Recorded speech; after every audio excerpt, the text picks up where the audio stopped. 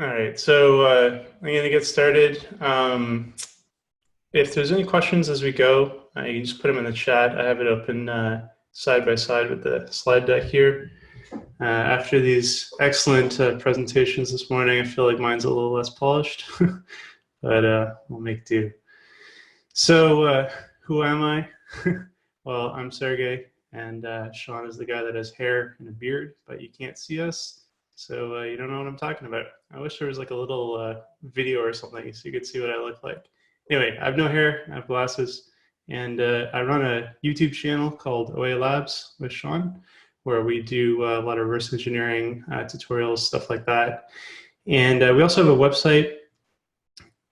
Yeah, I know you can see my screen. Like I said, I don't really know how to make it look fancy. It's fine. You guys can read my notes. It's not a big deal. There's nothing secretive in there.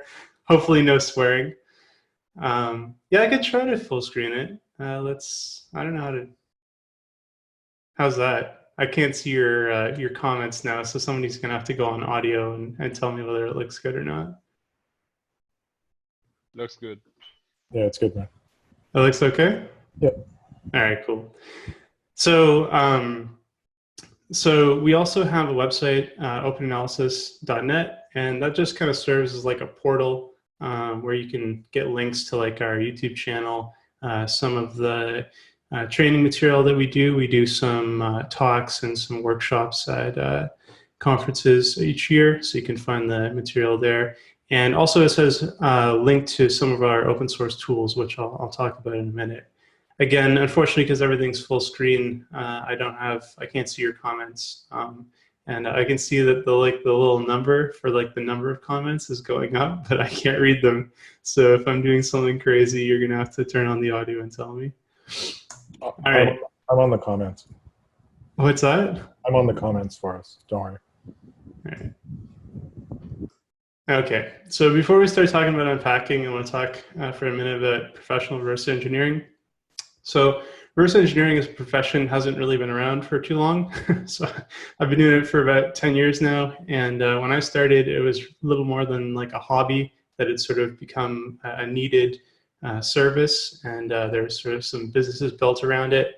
And it's been getting, I guess, more professional as the years go on. But I just want to mention this because I think there's probably a lot of people on here who don't work as reverse engineers. And I think it's helpful to sort of have a perspective that I have, at least, doing this professionally when we talk about packing and unpacking.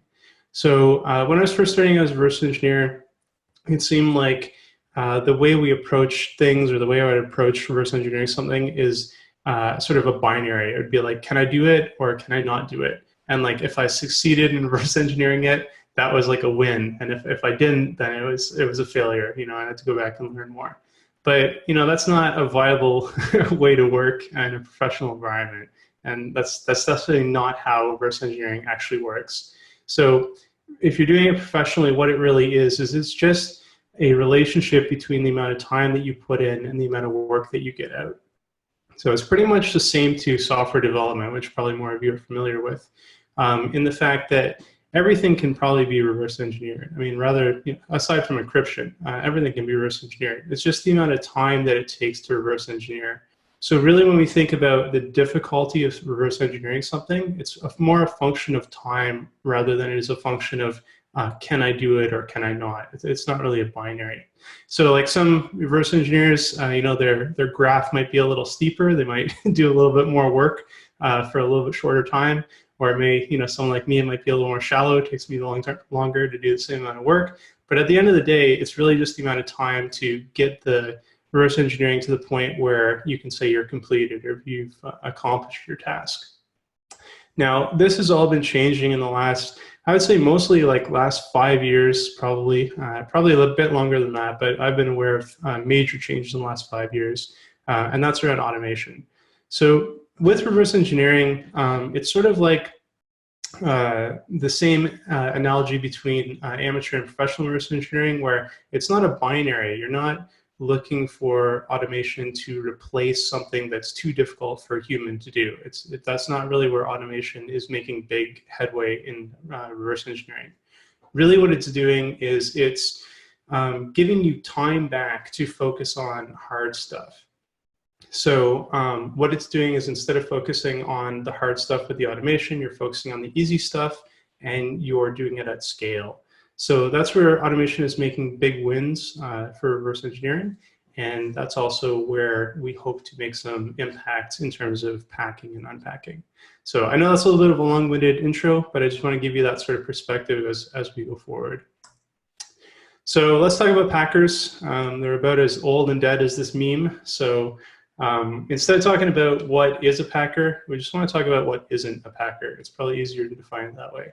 So a packer is not an obfuscator. So when we talk about packers, we want to talk about things that can, the payload can be separated from the packer, and it can basically be pulled out in its original format. Things that will change the payload in a unidirectional way, in a way that it can't be transformed back, those aren't packers, those are obfuscators. And so this is important when we talk about things like virtual machines, like VM Protect. And some, depending on the protection that you're choosing, some of those may change the payload in a way that it cannot be transformed back. You cannot get the original from it, from the packed version.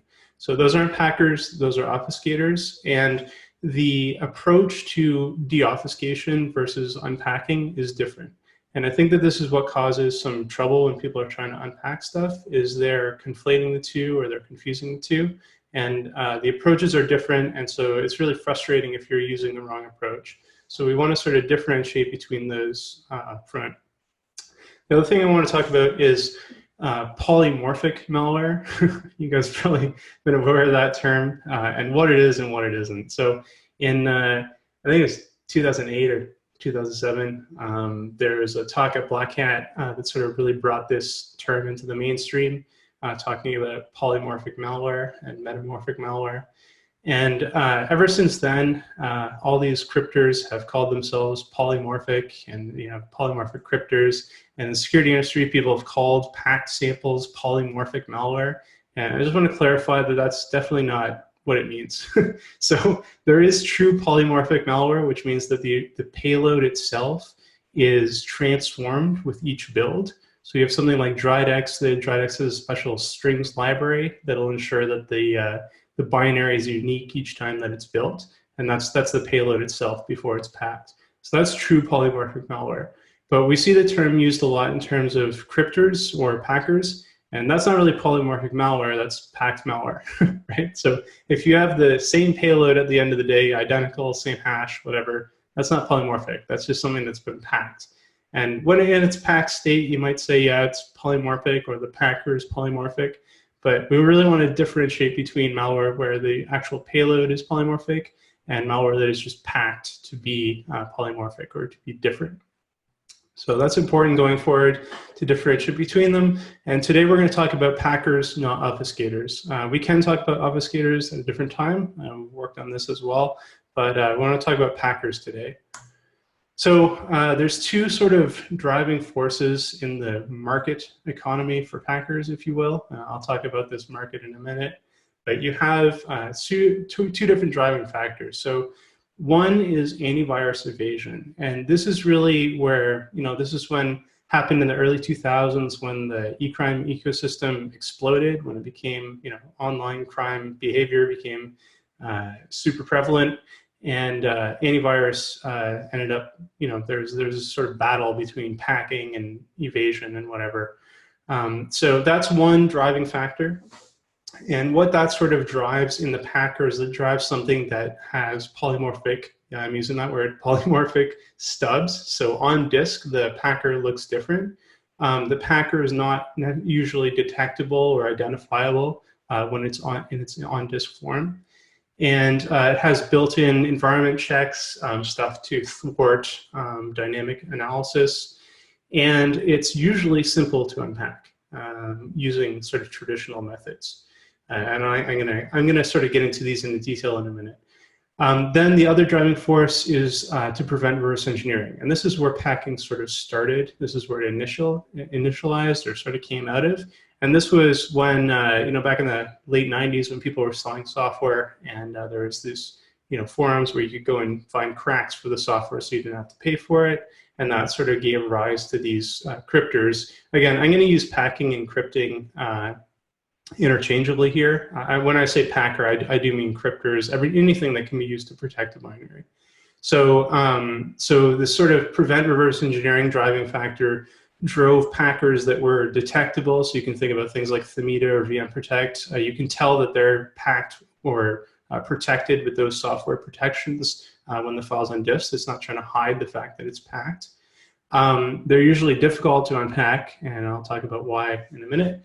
And they're almost always dual use. So they're used for commercial software as well as malware. So these are two different driving forces, and they drive different sort of protections, as we'll see in a minute. So like I mentioned, we run a YouTube channel, and we do training, unpacking training, malware reverse engineering training. And there is definitely some confusion out there about what we're talking about when we're talking about unpacking stuff. So Sean and I only unpack malware, and that's all we're going to talk about today. We're not going to talk about the other giant industry, which is unpacking commercial software or cracking it. Some of the requests that we get, as you can see here, are completely outrageous and illegal, and people just seem to not understand the fact that we don't do cracking software. I can see some more comments in the chat. Just yell it out. You can use your audio. I can't read what you're saying. So anyway, malware only today, guys. So let's talk about a super simplistic baby's first steps packer architecture. So obviously this isn't really what packers look like, but this is a good reference model. So on disk, you have two basic sections. You have your stub, which is plain text code that can be disassembled in the binary when it's in its on disk format. Then you have the encrypted or obfuscated payload, so that's not identifiable on disk as code. And then you have your unpacking code, which may be packed or encrypted, or it may be part of the stub. It depends on what the level of the packer is. So some simple packers, the unpacking code is the stub. Some of them, there's multiple stages that lead to the unpacking code being executed, and then that decrypting the payload. However, at runtime, all these stages are separated and executed. So at some point during the execution, they will all exist in their executable format in memory. So as you guys can kind of see, you want to attack one, not the other, right? In memory, it looks a lot easier than on disk. So that's the basics architecture, and I'm going to talk a little bit more about how these get pretty complex pretty quick. So like us, the malware itself has to unpack at some point, right? Because it needs to run the payload. And again, these are really high-level steps, and I'm going to go into the myriad of steps that make up each one of these high-level steps in a minute. But basically, you have four sort of stages of a packer. So you have the stage where it needs to actually execute the unpacking code. So like I said, this could be part of the stub, or it could be a middle stage where the unpacking code is pulled into memory and then executed. The unpacking code then needs to deobfuscate or decrypt the payload. Then it needs to prepare the payload for execution and then execute the payload. And so basically in the past 10 years, steps 3 and 4 are where almost all of the anti-analysis research has been done. So this is in the preparation for execution and execution. And I'm going to talk about that in a little bit of detail in a minute. But basically the first two steps, because the payload isn't in plain text yet, those generally have not been attacked, and so they haven't really been part of the arms race. It's really just the last two stages that have been part of the arms race. So everyone's favorite packer, just to give you a sample of what this looks like if you've never seen this before. So UPX is an open source, probably the most famous packer, first introduced in 1998. And it's really simple. It has, well, I guess there's different configurations, but the basic configuration, it has two sections, UPX0, UPX1. UPX0 has no space on disk, it's just a placeholder. And when it's allocated for execution, it's allocated with enough space to hold the payload when the payload is unpacked. UPX1, so that's the second section, contains both the stub code and the packed payload. Then at execution time, this stub is run. It unpacks the payload, copies the payload into section 1, which is UPX0, and then it executes the payload.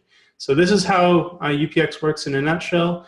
If you guys look at the section tables in one of your favorite PE editors, like we like PE Bear, which is what this is. Thanks, Hasherzaid. So if you look at it like that, in one of those tools, you can easily see the UPX sections are labeled, and you can usually see, even if somebody changes the labeling, you could see that the raw size of the first section is 0, and then the virtual size is quite large. So that's usually how you can tell what UPX is. But enough about that. Let's talk about some stuff that's a little bit more complex. So from 1998 to 2006, again, don't hold me to these dates. These are just kind of ones that I made up. But this roughly aligns with what I've seen, basically in terms of when Packers came out and what they were capable of. So these early Packers really were aimed at thwarting individuals cracking software. So individuals who were trying to reverse engineer software to get around licenses. So you had things like Uniscriptor or AS Protect. These were sort of the popular ones. Morphine came around later, and it was used more for malware, but it had a pretty early start as well before it got all its fancy features. So in this time, the main way to load and execute the payload was to simply copy the payload to somewhere in the running process. So not to spawn a new process, but just to copy it somewhere inside the Packers process and execute it. And the arms race really was against the human with the debugger. So a lot of the improvements to these Packers were aimed at stopping or detecting debuggers, or stopping and detecting dumping. So that would be, dumping is when you find the payload in memory and you dump it out, basically. So that's kind of where the arms race was. And a lot of times, especially in the early days, the Packers were quite proud of who they were. So they would put their signature in the stub, so you could identify the Packer quite easily. Like in the case of something like AS Protect, it was used as a way to sort of I don't know, intimidate reverse engineers, because it was known as a difficult Packer. So they thought by putting, you know, the AS Protect signature in the Packer, people maybe wouldn't even try unpacking it. Of course, this led to tools like Packer ID, which is still around today, or PEID, where you can basically identify a Packer just by looking at the code on disk. So this was the early days, and again, it really was. You know, this was sort of a battle of wits, human against human, people trying to stop people with debuggers from cracking their software. But things really got hot after 2006. I think even like 2004, 2006, you know, things were already getting really hot. And what was happening was e-crime was, you know, exploding, right? So this is a good way to make money. And there was this sort of arms race between antivirus vendors who were trying to detect malware and malware that was just, you know, blowing out of the internet everywhere, left, right, and center. So this sort of led rise to the market for cryptors. And so you had these dedicated crypting services, or not services yet, but it's crypting tools. And each one would sort of have their own characteristics that they would use to prevent antivirus from detecting the packed sample. So you had things, I guess this is when the term FUD became popular, so fully undetectable. And you had things like sandbox detection, debugger detection. You also had some of the more enterprise encrypting developers who had stub services. So this is where polymorphic, the sort of polymorphic cryptors came in, where they would, you would buy or download the crypting tool. So like, for example, AsiaScript, and then you would buy a subscription to fresh stubs. So these would be, this is the code that's available on disk. So when the sample is packed on disk, this is the only code that can be disassembled without actually dynamically analyzing the sample. So these stubs were then generated, and you could buy a service where you would get clean stubs in order to keep your malware undetected. This also gave rise to AV scanning services. I think Scan4U, probably everyone knows about them. So the person who ran that recently got a whole bunch of jail time. And what these would do is these are basically just VirusTotal, but they were offline.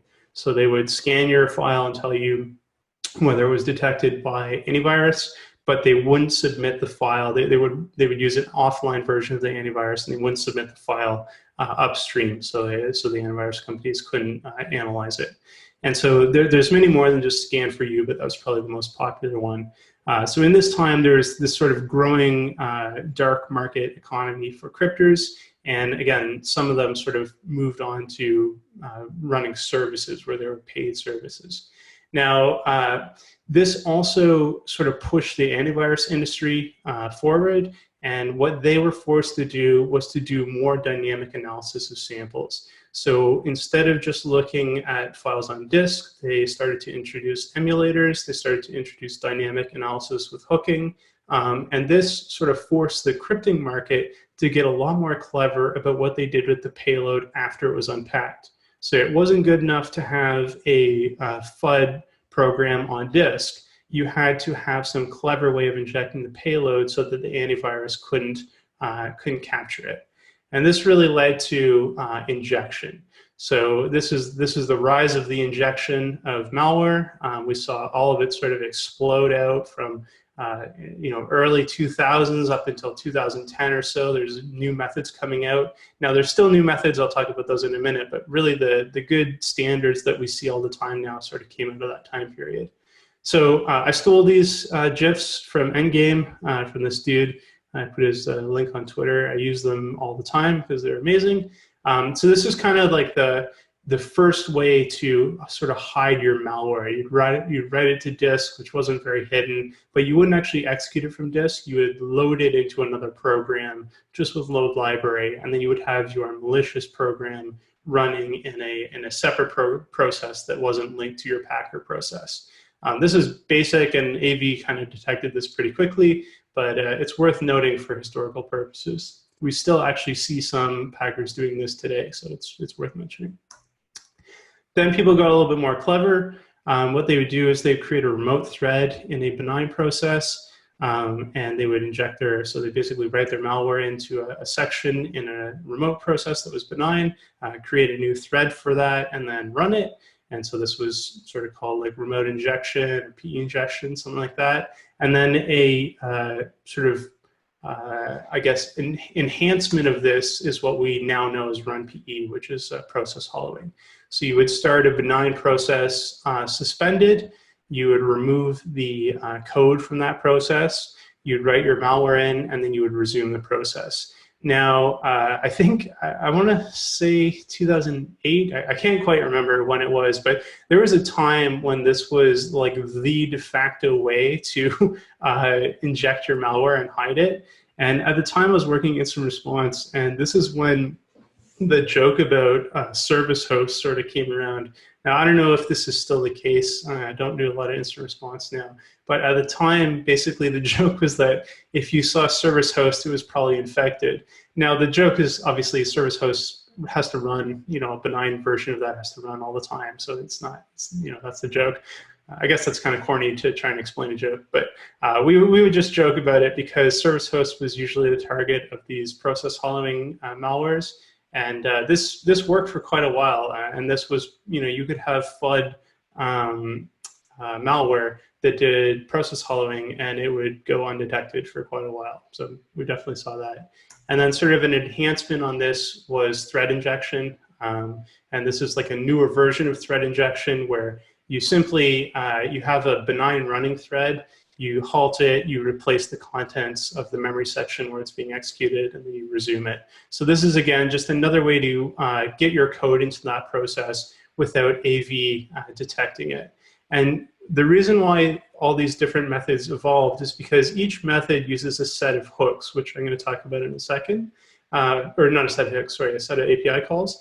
And antivirus was getting smart, and they were adding hooks on these API calls. And they were using them to sort of detect when memory was altered and then say a thread was created and stuff like that. So each new method came along with a new set of APIs that was potentially not monitored. And this really led to this burgeoning injection market where you had FUD crypting services, FUD stubs, and then different injection methods. So there's also other advances in packing. Some of them better than others.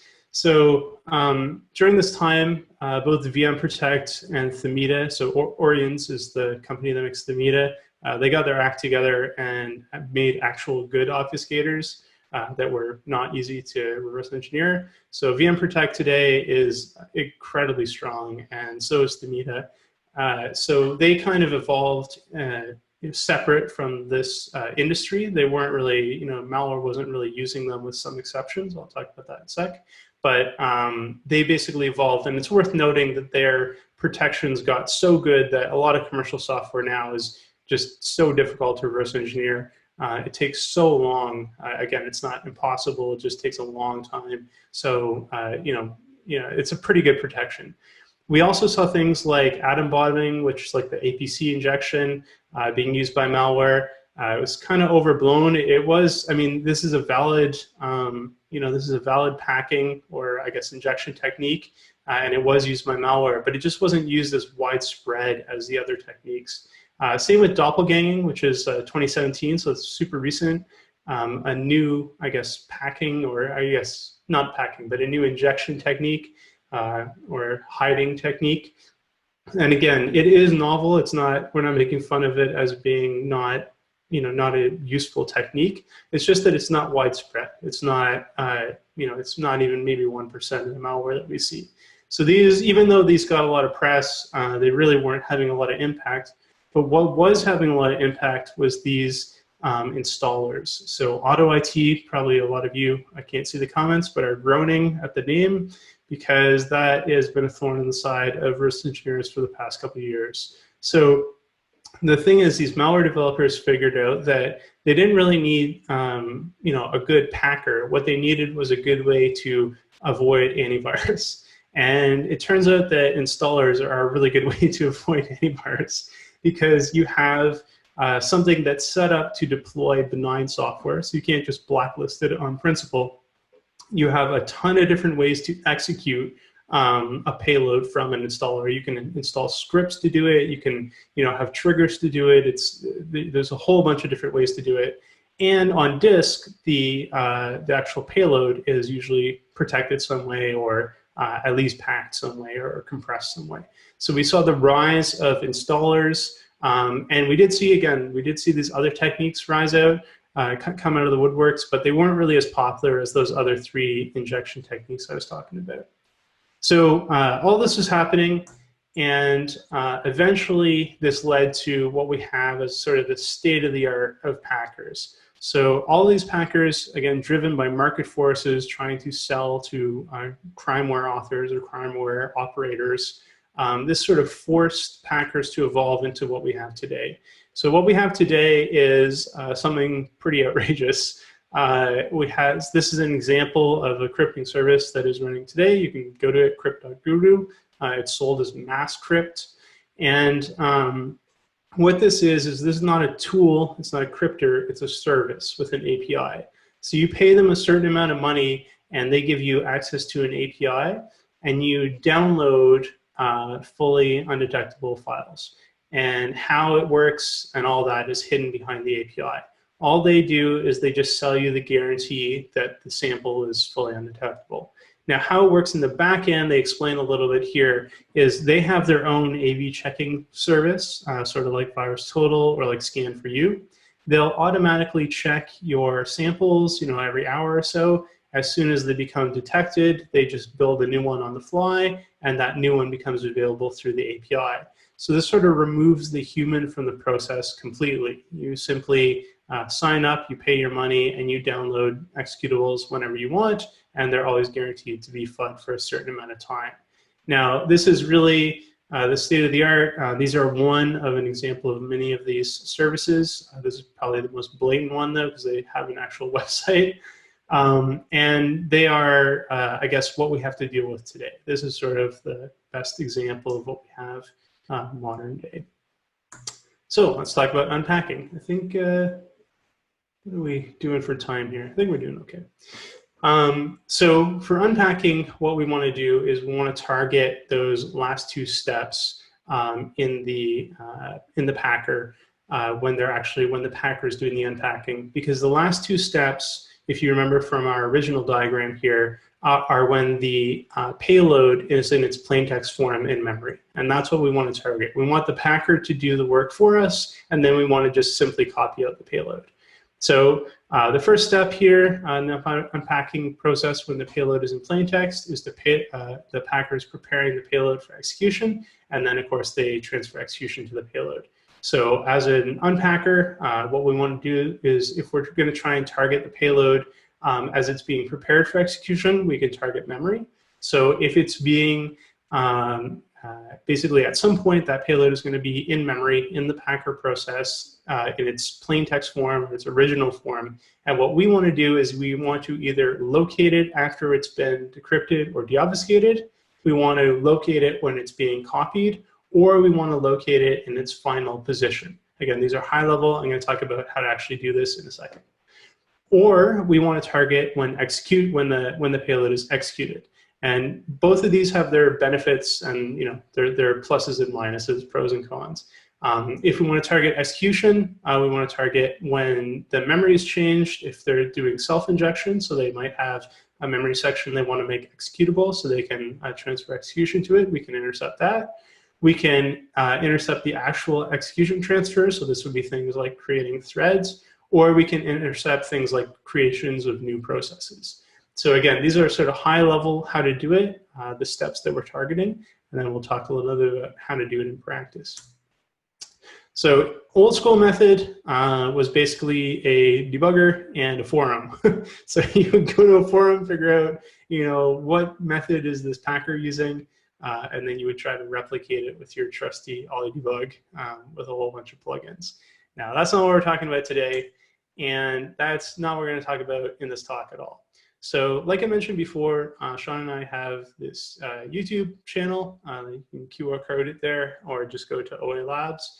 And we have 40 videos now of how to unpack every different kind of packer you can think of manually with the debugger. So we can't really teach you any of that, even a fraction of that in this hour that we have here. So I'd say if you're interested in doing stuff manually and understanding how it works, go check out the YouTube channel. But today what we're talking about is how to do it automatically. So this has been the holy grail for reverse engineers for quite a while. If we go back to the early 2000s, like I said, it was just basically a debugger and a script for OllyDebug. So there's a QR code there for a really awesome GitHub that has like hundreds of old OllyDebug scripts if you guys want to go for a blast through the past. Then in 2007 is the first time I'm aware of somebody trying to build a large-scale automated unpacking system. And this was Val Smith and Danny Quist from Offensive Computing. They had a Black Hat talk in 2007 about something they called Saffron. And this is the first time somebody tried to build a large-scale unpacker. They were using PinTool, and they basically just watched memory and tried to dump executable memory. Now, this actually for the time, for 2007, if you think back, that's almost, we're almost 10 years ago. That's crazy. So, or is it more than 10? I don't know. It's a long time. I'm bad at math. It's a long, long time ago. And this actually works. They had some numbers for it. This worked for a lot of crime war samples. But the thing was, I think they were both more focused on, or at least Val Smith was more focused on like pen testing, and that project kind of died. I tried to find before this talk like some code for it, but I couldn't find any of it. It would be interesting to see what they did, but it really sort of fell off the radar. And it wasn't until 2009 when I was working as an incident responder that we really had our first chance at decent like automated unpacking. And this came in the form of volatility. So at the time, Volatility had a Malfind plugin, which I'm sure they still use, which would dump read-write executable memory out of memdumps. So what you do is you would run your malware in a VM, you take a memdump, and then you would run the Malfind plugin from Volatility, and that would carve out anything that had been injected. Now this coincided, I remember I said run PE or PE injection was really big at this time, so in 2009, 2010. So it turned out that Malfind plugin was the exact antidote for the virus of packers that was going around at that date. So it was actually a perfectly aligned solution. And I remember we would use that daily. We had scripts to run stuff, this big kludge mess, but it actually worked, and you didn't have to do any sort of debugging or anything like that. Around the same time, Reversing Labs, which has a commercial unpacking service, they released something called Titan Engine, which is basically a programmable debugger. It was hardened, and they kind of missed the boat. So not many people use that. It was a really cool project, but it could have been used back in those early 2000s when people were still using Ollie-debug scripts. So it's worth mentioning, but it never really took off. I think they still support it, but it really wasn't as powerful as just doing the memory dumping that Volatility had. Then around 2010, early stages of Cuckoo, and then over the later years, it evolved. And with Cuckoo, you got commercial, or not a commercial, like a commodity open source controller for VMs. And that coupled with the Volatility Malfine now gave you a pretty robust unpacker if you could set it up. So this continued on, at least in my career, until 2015. And I'll talk about what sort of changed for us in 2015. But in 2015, Nick Kano from Bromium, he's like a game hacker, if you guys are familiar with his work, it's pretty cool. He released something called Packer Attacker, which was a DLL that would do the same thing that Danny and Felsmith had done in 2007, but he did it with a DLL that didn't need the pin tool stuff involved in it. He also was a little bit better at defining the halt state, which I'll talk about in a minute. So he had some success. I think he was unpacking around 80% of all the malware that he was putting through it. It's some good numbers. And I did use his system, but it was lacking the cohesive glue that Cuckoo and Volatility brought. So it needed a controller, hypervisor, VMs, et cetera, et cetera. And so it was kind of a pain to set up. And again, I'll talk about why we didn't go forward with that. But it's worth noting that that project is still alive. And of course, our friend HasherZaid, PECIV, which is not an automated system, but it is a tool that you can use as an individual reverse engineer, came out in 2017, sorry. And it's actually pretty awesome, but again, it's not a large, at-scale automation and packing engine. So for us, me and Sean, in 2015, what happened was we watched this presentation at HackLoo about why Johnny can't unpack, and it was basically going over what I just talked about, a lot of the failures in building a large-scale automated unpacking service, and why things weren't working. And we're watching this and saying to ourselves, like, we have a lot of this, right? We'd already built a lot of this stuff, so why not try and do it ourselves? And so you guys can see this is actually a screenshot from our Evernote in 2015. We figured out we'd call it Amy and give it this fancy name. And we try to unpack not difficult packers, but the majority of packers. And we try and do it fast and in a large scale environment. So we sort of leaned or stood on the shoulders of giants. So again, this is from 2007, if you think about it. This unpacking algorithm that Danny and Val Smith came up with to track written memory. If it's executed, then it must be code or it could be unpacked. And you just basically break on execution and dump. So that was kind of the method that they were using back in 2007, and it still works today. Then we took a look at the Packer Attacker stuff from Nick, and he actually had 3 different packing techniques that worked, different attacks for 3 different packers or packing classes, I guess. So heap-based packers, where you would monitor for the change of protection of memory. When it was changed, you would remove the execution rights and wait for an execution exception, and then you could dump when it was, because then you knew it was being executed. So that was for heap-based or self-injection. For PE-based, where they overwrite a section in the PE, so this would be like UPX, where they write the payload into one of the sections of the PE file. You could actually just remove write access to all sections of the PE file. Then when you get a write access violation, you can add the write privileges back, but remove execute. Then when you get an execute privilege violation, then you know that there's some code in there that's trying to be executed. You can dump that out. So that works good for PE-based packers. And then, of course, for injection, you just track any sort of writes to memory. So you track write virtual memory and NT-map view of section. Once you map the section, as soon as it's unmapped, you just check what's in that section and if it's changed. So this is pretty good. This works actually really good for a lot of run VE type stuff. So with those three techniques in mind and the overall sort of slides from 2007, we sort of started on our quest here. We started out with Pin Tool because we were inspired by what was done by Danny and Val Smith. And it turns out that Pin is a real pig. It's hard to develop quickly for, and it doesn't have a lot of visibility into actual API calls with additional code. So we ended up writing a lot of like additional hooks and stuff like that to run with Pin, and it was just a real pain to do.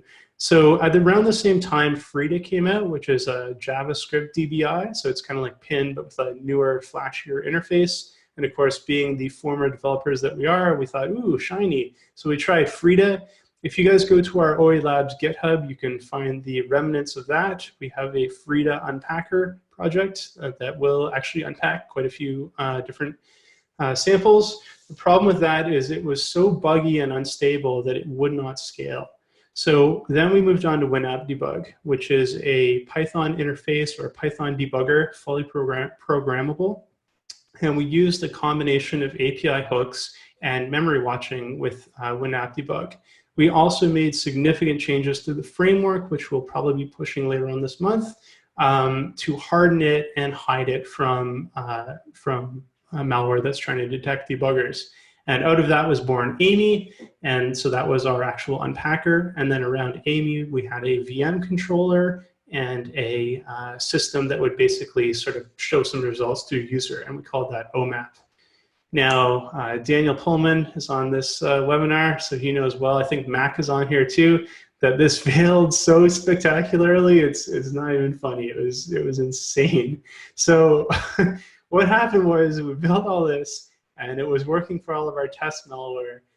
But as soon as we opened it up to these hotshots, they quickly brought it to its knees by sending it malware that it could not handle.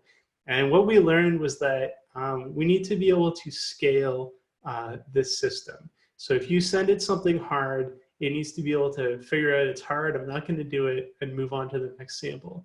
So instead what happened was this ended up costing us a whole bunch of money because we were running single VMs per sample, and we weren't unpacking as much as we wanted to. In fact, we were failing to unpack a lot of stuff.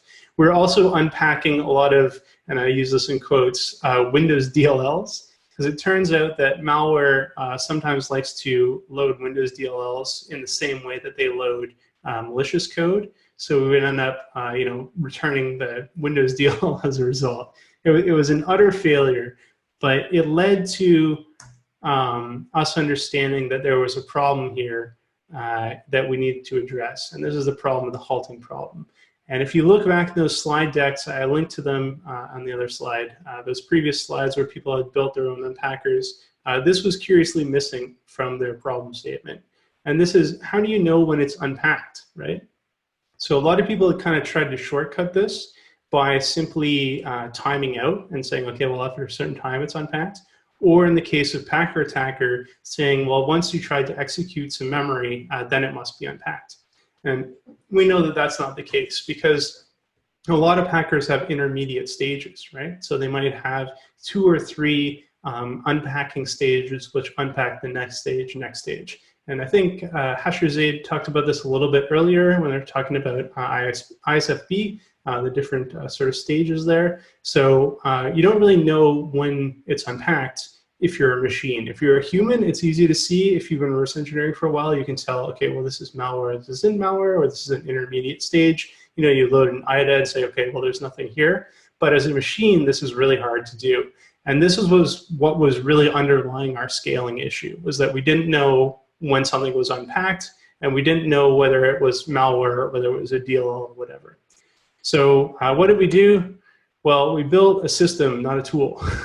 So we basically took all of these different ways to unpack stuff and we fed the results into what is essentially sort of a limited machine learning database. It's a clustering database.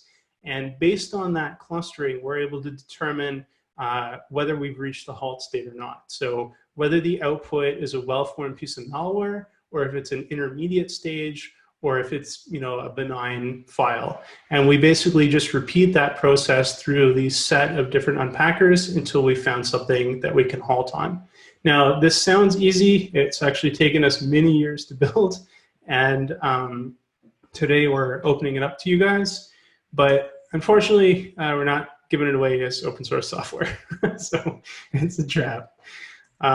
So if you guys go to Unpack Me, there's a dot there, unpack.me. I'll show you guys the link in a second. You can basically use this service. So why isn't it free and open source? Well, so we figured out that when you're dealing with unpacking stuff, you have an adversary problem, to borrow from the CrowdStrike terminology. You don't have a machine problem. So these packing services are paid services in a competitive market.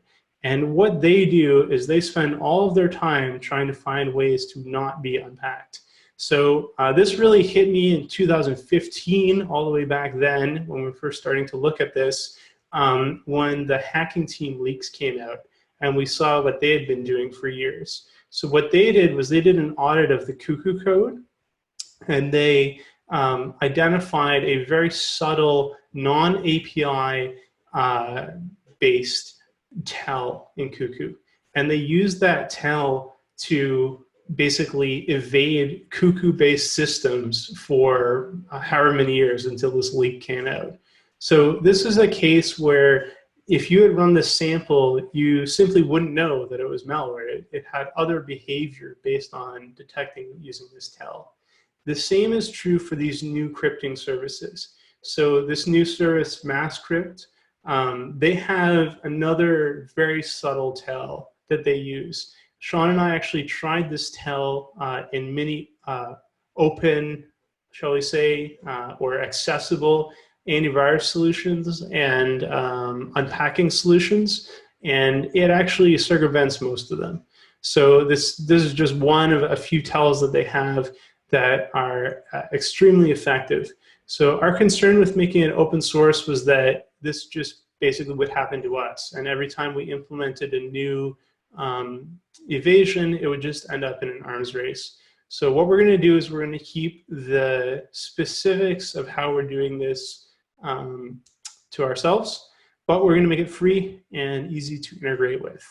So we are API based first and always. So even though we have a nice website that looks like you can, looks like it's all based on a website, it's not. It's all based on just a simple set of APIs that you can integrate with.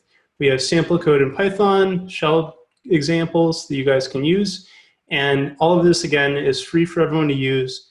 The only thing that we're not going to do is we're not going to open source the specifics of how we do the different unpacking.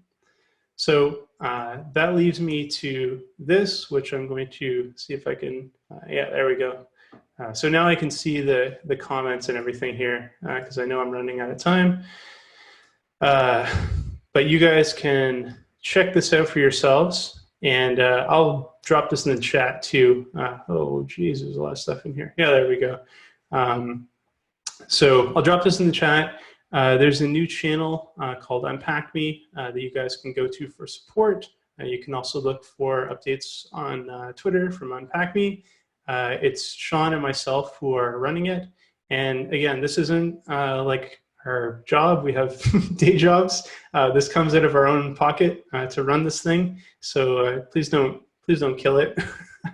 And also, I should mention that we are making this available with API access to you guys as individual researchers.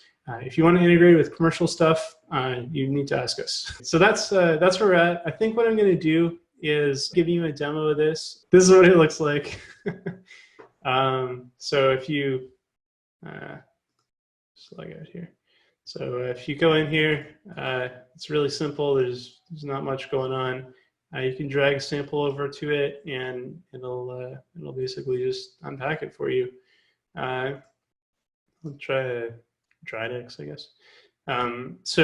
What it's doing now is it's doing some validation. So it's seeing whether it knows what the packer is, and it can do it statically.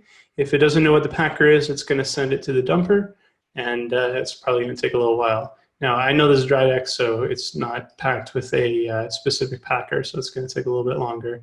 To sort of give you guys an idea, we run for 2 minutes unless you have some extra options enabled to unpack hard stuff. So the maximum amount of time this will run is 2 minutes. Through the API, you could maybe ask it to run a little bit longer. We probably haven't opened that up to anyone except for admins yet. While it's running, you can see it's already analyzed the parent file, so it knows it's not a packer, or it's not a known packer.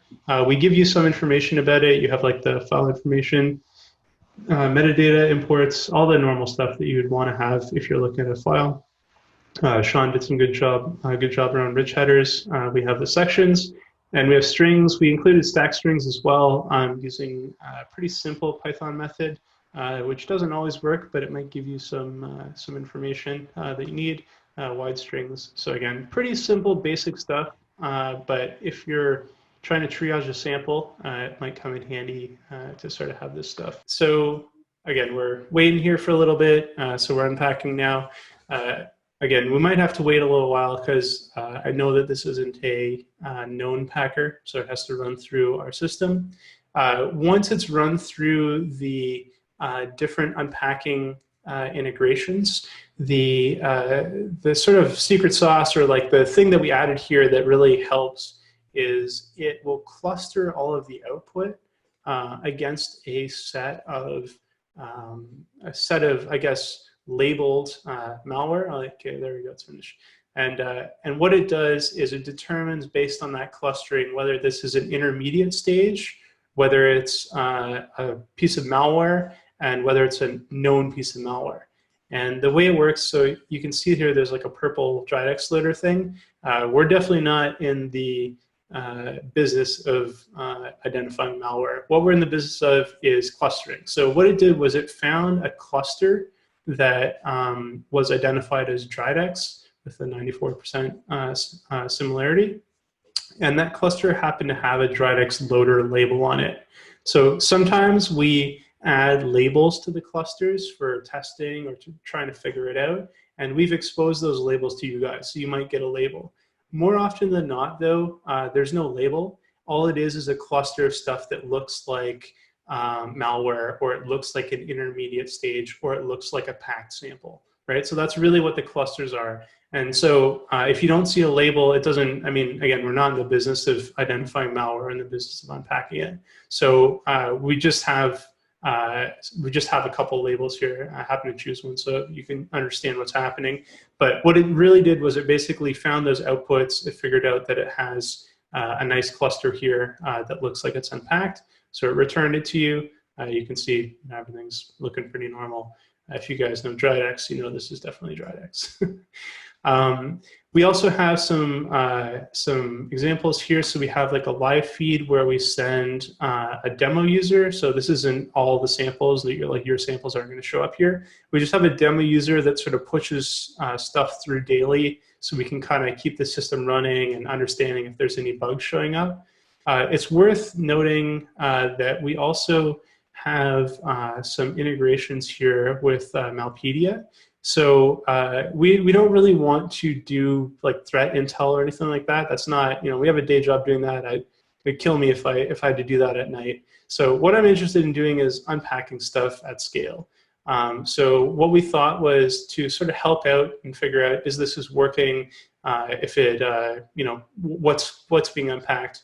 We decided to integrate with Malpedia, and what we do is we integrate all the TLP white stuff. So anything that's free and open to the public, we'll run those YAR rules on samples, and then you can just click here and basically get taken right to the Malpedia page where it came from.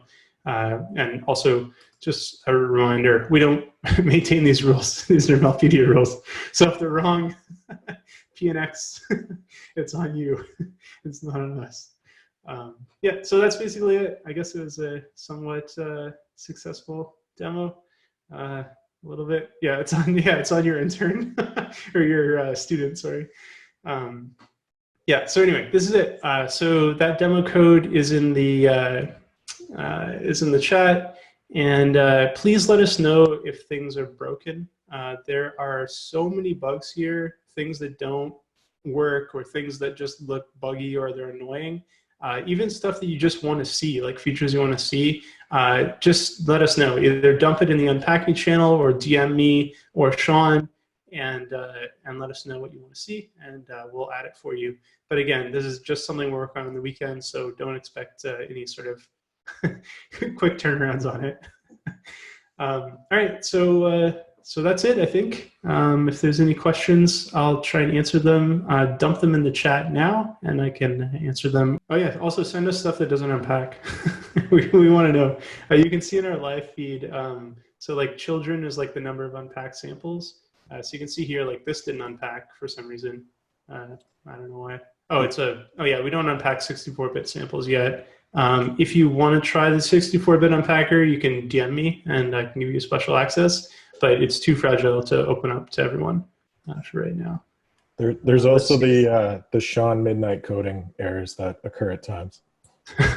Oh yeah, that's the other thing is because we have really demanding day jobs, we usually work on this when we're really tired, and so things do break. You know, if you're integrating this into sim, like your mission critical sim, you should probably let us know, and we'll fork off a stable branch for you guys.